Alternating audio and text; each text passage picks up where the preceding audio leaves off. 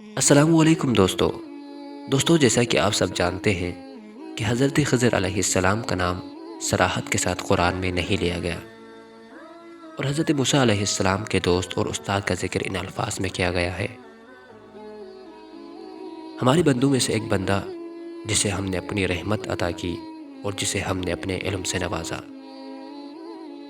اس تعارف میں ان کی مقام عبودیت کا تذکرہ ہے اور ان کے خاص علم کو واضح کیا گیا ہے، لیکن متعدد روایات میں اس عالم کا نام خضر بتایا گیا ہے۔ بعض روایات سے معلوم ہوتا ہے کہ ان کا اصلی نام بلیہ بن ملکان تھا اور خضر ان کا لقب تھا، کیونکہ وہ جہاں کہیں قدم رکھتے ان کے قدموں کی بدولت زمین سرسبز ہو جاتی تھی۔ بعض نے یہ احتمال بھی ذکر کیا ہے کہ اس عالم کا نام الیاس ہے۔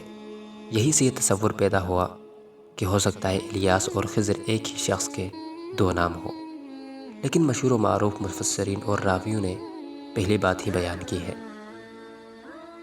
واضح ہے کہ یہ بات کوئی خاص اہمیت نہیں رکھتی کہ اس شخص کا نام کیا ہے۔ اہم بات یہ ہے کہ وہ ایک عالم ربانی تھے اور پروردگار کی خاص رحمت ان کے شامل حال تھی۔ وہ باطن اور نظام تکوینی پر مامور تھے اور کچھ اسرار سے آگاہ تھے، اور ایک لحاظ سے موسیٰ ابن عمران کے معلم تھے، اگرچہ حضرت موسیٰ علیہ السلام کہیں لحاظ سے ان پر مقدم تھے۔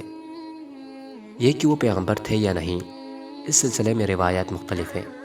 اصول کافی جلد اول میں متعدد روایات ہیں کہ جو اس بات پر دلالت کرتی ہیں کہ وہ پیغمبر نہیں تھے، بلکہ وہ ذوالقرنین اور آصف بن برقیہ کی طرح ایک عالم تھے، جبکہ کچھ اور روایت ایسی بھی ہیں جن سے معلوم ہوتا ہے کہ وہ مقام نبوت کے حامل تھے، اور ساتھ ہی ساتھ یہ بات بھی مشہور ہے کہ وہ ایک لمبی عمر کے حامل تھے۔